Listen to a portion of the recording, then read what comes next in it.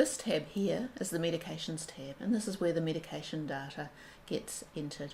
So you can see here a list of Judy's medications, the conditions for which they're prescribed, what dose she's taking, and any reported side effects that Judy thinks that she may be having from this particular medication.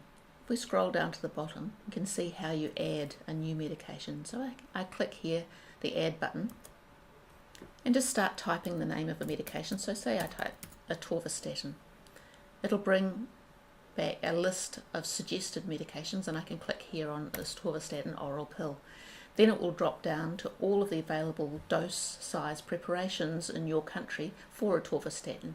So I'll choose 40 milligrams because that's what Judy's taking, and then I can add the condition for which she's taking it. And you can see if I click on this button, it'll take us to a list of the most common chronic conditions that we see patients for and prescribe medicines for in primary care.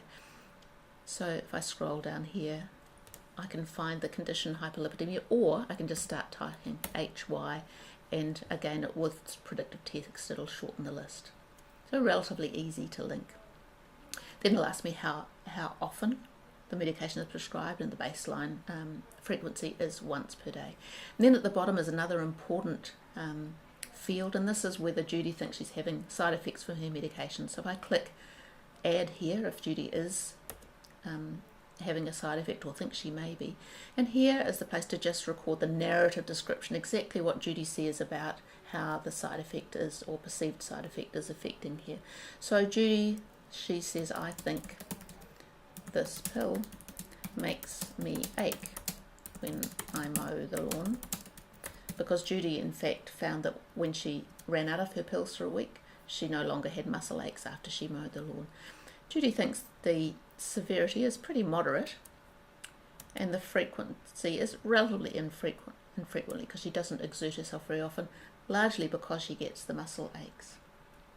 Does it affect her ability to do things? Well, yes, it does. So she tries to get somebody else to mow the lawn and do anything exertional around her house if she can.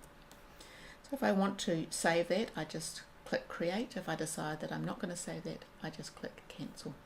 Down below the prescribable medications, there's also space to record any over-the-counter medicines that Judy's getting from a pharmacy, any complementary or herbal medicines that she's taking, and also space at the bottom because it's not always clear to a patient that the side effect they think they may be getting, which drug it may be. So if Judy thinks she's having side effects but she doesn't know which drug it is, then you can record this down the bottom here. Once the information is recorded on any of these tabs and saved, for example, if we go back to Judy's patient information, it'll be saved when we move out of the tab. But if I want to go in and change things or add something else, I just click the edit button, which is at the top or the bottom of each of these forms. So then you can see that all of the medication from these two tabs is integrated in the front part of the TaperMD plan, which is the dashboard. So once you've entered that data in the patient information or the medication tab, you really don't need to go back to those tabs unless you want to change the information there. Because you can see here, this is the beginning of Judy's TaperMD medication management plan. Up the top here are the most important things, which are Judy's priorities for care that she recorded earlier. Important flags as to medication side effects, so whether Judy's fallen or not, and whether she has any allergies and what her blood pressure is, because we know that one of the commonest reasons for patients to end up in hospital because of drug side effects is the blood pressure dropping too low and causing falls or dizziness.